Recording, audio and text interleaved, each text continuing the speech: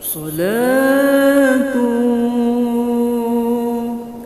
Bissalamil mubin.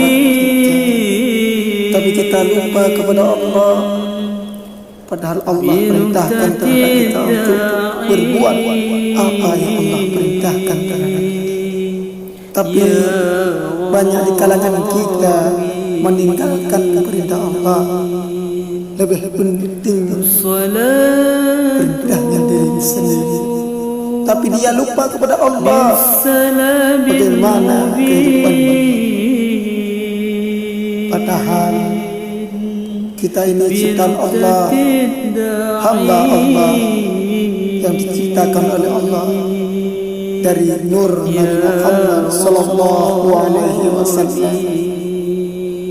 Akan tetapi kita lupa kepada Nabi Muhammad, padahal Nabi Muhammad adalah Bissalamil mubin.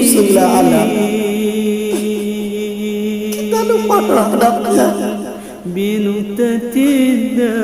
Di manakah kita letak akal kita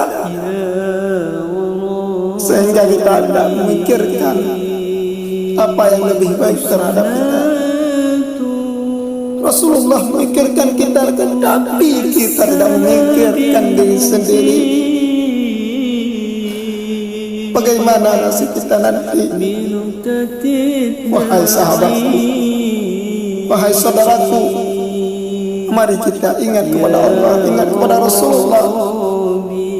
Bahkan jasa Rasulullah cukup luar biasa dalam memperjuangkan agama Allah. Tapi kita lupa terhadap perjuangan yang Rasulullah perjuangkan. Mari kita semua ingat kepada Allah, ingat kepada Rasulullah.